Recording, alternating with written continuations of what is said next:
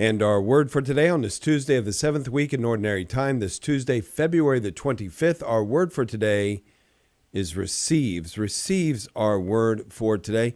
We're going to start in our first reading from the book of Sirach chapter 2, but then go to the gospel where we also find this word. The book of Sirach chapter 2, my son, when you come to serve the Lord, stand in justice and fear.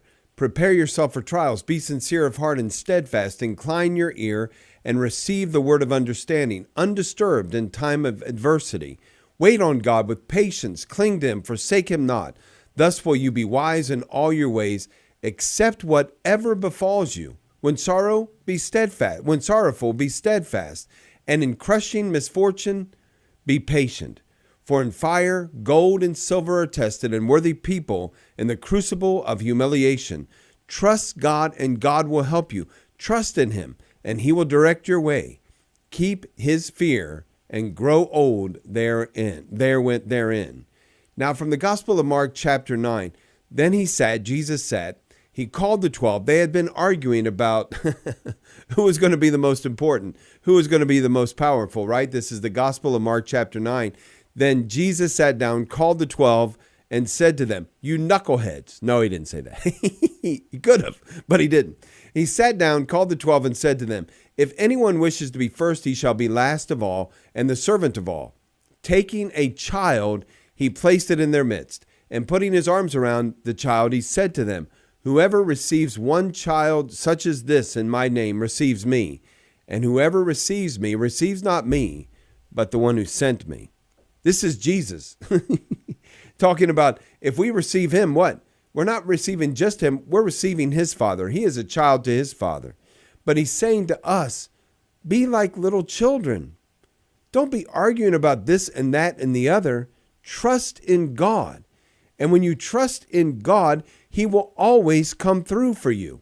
When you decide that you're smarter than God, you have better ideas than God, that you are holier than God, and I've seen it happen. Don't snicker. I've seen it. I've been it. I am it from time to time. I assume that from time to time I am God's counselor, and he smiles at me and says, not really.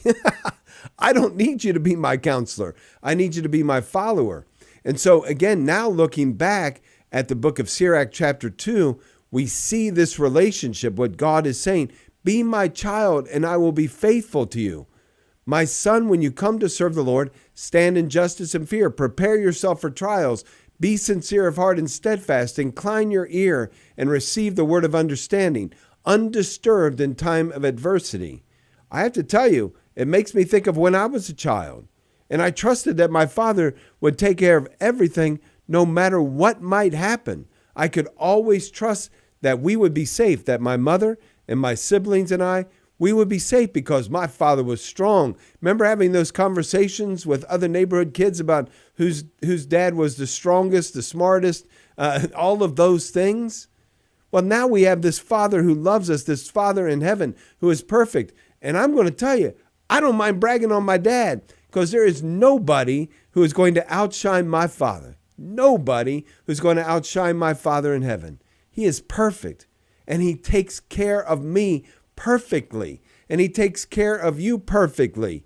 But now, sometimes there is adversity in that perfection. There is difficulty in that perfection, but we receive him and all that he has for us, that we might be children raised up to full maturity in him and with him forever in eternity. Receives our word for today.